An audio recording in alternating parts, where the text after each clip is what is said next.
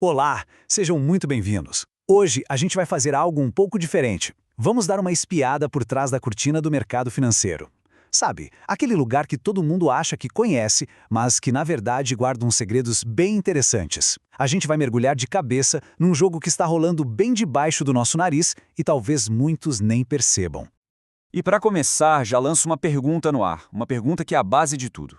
Será que o mercado de ações é de fato um campo de jogo nivelado para todo mundo? Aquela ideia de que qualquer um pode chegar, competir de igual para igual com os gigantes, os grandes fundos, os bancos.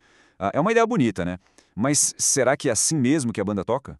Olha só que interessante esse contraste. De um lado, tem o mercado que a gente aprende na faculdade, nos livros, sabe? Um sistema todo racional, movido por oferta e demanda. Tudo parece fazer sentido. Mas do outro lado, a coisa muda de figura. A gente vê o mercado como um jogo com regras próprias, estruturado para gerar liquidez. Um lugar onde a manipulação dita o ritmo e o que parece óbvio, bom, geralmente é uma bela de uma armadilha. É exatamente essa a ideia que a gente vai desvendar aqui. Então, vamos lá. Vamos entrar de cabeça nessa ideia do mercado como um jogo oculto. A primeira coisa que a gente precisa entender é qual era a verdadeira natureza desse jogo, segundo a fonte que estamos analisando. E a resposta vem, pá, direto e reto. A tese é que o principal objetivo do mercado é sistematicamente tirar dinheiro dos traders de varejo. Pensa bem, não é que o sistema seja acidentalmente ruim para o pequeno investidor. Não, a ideia aqui é que ele foi projetado para ser assim. É uma afirmação bem forte, né? Muda totalmente a perspectiva com que se olha para qualquer gráfico. E essa citação aqui, olha, ela resume a ópera toda. O objetivo real não é achar o preço justo de uma ação ou premiar quem fez a melhor análise. Nada disso.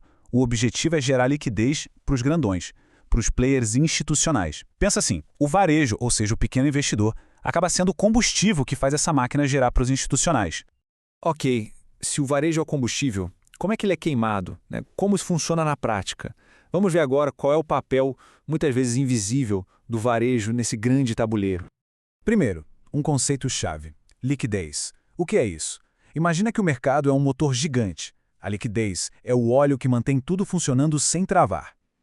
Sem um monte de gente comprando e vendendo o tempo todo, os grandões não conseguiriam mover suas posições enormes sem bagunçar completamente o preço. E quem é que fornece esse fluxo constante de ordens? Pois é. Aí que está o pulo do gato. O varejo tem um papel duplo nessa história. Primeiro, ele fornece a liquidez, a soma de todas aquelas ordens pequenininhas criam um oceano de dinheiro que os institucionais precisam. E segundo, e talvez o ponto mais crucial, o varejo é emocionalmente previsível. É movido por medo, por ganância, e tudo que é previsível pode ser explorado. E como é que eles exploram isso? Ah, não é na base do achismo, não. Eles têm tecnologia para isso. Eles conseguem ver exatamente onde a maioria dos traders de varejo colocam seus stop-loss. É como se tivessem um mapa do comportamento da manada. Eles não olham para um gráfico de preço comum. Eles enxergam um mapa de calor, o mapa do medo e da ganância. E sabem direitinho onde apertar o botão para causar a reação que eles querem. Beleza, já entendemos o porquê. Agora vamos ver o como. Quais são as armas usadas nesse jogo de manipulação? A primeira é o tal do spoofing. Imagina a cena. A pessoa está lá olhando o book de ofertas e de repente aparece uma ordem de compra gigante. Qual a primeira reação? Uau, o preço vai disparar. Muita gente vai lá e compra junto. Só que, no último segundo, puf, a ordem gigante some. Era de mentira. Uma isca, só para enganar todo mundo e fazer o preço se mover.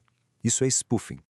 Depois a gente tem as absorções. Aqui o dinheiro é de verdade. Pensa o seguinte, um institucional quer que o preço caia, mas tem um monte de ordem de compra segurando o preço num certo patamar. O que ele faz?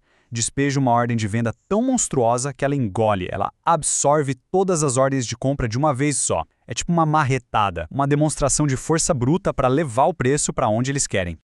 E agora, talvez a tática mais predatória de todas. A famosa caça aos stops, ou stop hunt. Lembra que foi dito que eles têm um mapa dos stops?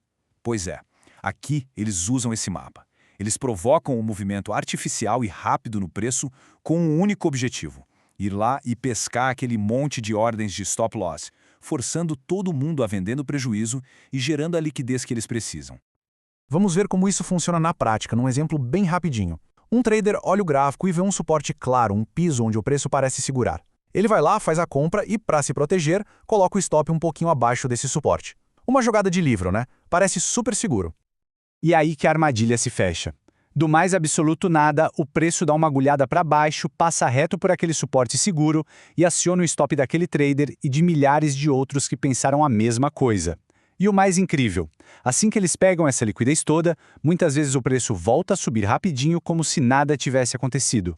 O lugar que parecia ser o mais seguro era, na verdade, o alvo. Ok, diante de um cenário desses, fica a pergunta: e aí, como é que se joga esse jogo? Dá para competir? Bem, agora a gente vai mudar o foco e ver como os profissionais tentam enxergar através dessa cortina de fumaça. E a grande virada de chave está aqui, nessa frase. A análise tradicional foca no o que aconteceu. O preço subiu, o volume aumentou, mas a abordagem profissional, segundo a fonte, tenta entender o porquê. Qual é a intenção por trás daquele movimento? Foi uma absorção de verdade? Foi uma armadilha? É isso que faz toda a diferença. E para conseguir ler essa intenção, não dá para usar só o gráfico de linha, né? É preciso ferramentas mais avançadas. Coisas como o Bookmap, que é tipo um mapa de calor que mostra onde estão as ordens gigantes escondidas, como se fossem minas terrestres no campo de batalha, ou o Volume Profile e os Footprint Charts, que são como um raio-x de cada candle, mostrando quem está ganhando a briga, compradores ou vendedores, em cada nível de preço. O objetivo é revelar a história que os números não contam. Só que não adianta ter a melhor ferramenta do mundo se a cabeça não estiver no lugar certo. No fim das contas, a maior mudança precisa ser na mentalidade, na forma de enxergar e operar no mercado. E essa comparação aqui é perfeita. De um lado, a mentalidade emocional, a do varejo. Ela reage ao medo e à ganância, segue a manada, corre atrás do que parece óbvio e, claro, cai direto nas armadilhas. Do outro lado, a mentalidade estatística. Ela não reage, ela age. Não tenta adivinhar o futuro, mas opera com base em probabilidades.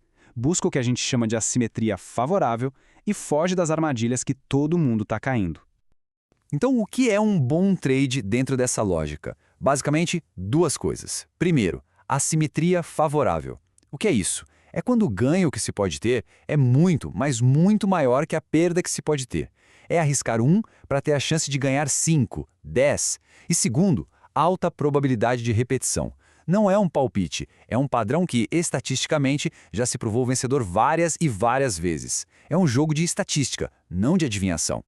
E para a gente fechar, fica essa pergunta no ar para todo mundo pensar. A visão que a gente explorou hoje é bem provocadora, né? Mostra o mercado não como um lugarzinho racional, mas como uma arena de estratégia pura. E entender as regras desse jogo oculto, bem, esse é o primeiro passo para decidir se nesse jogo a gente está jogando ou se estamos sendo jogados.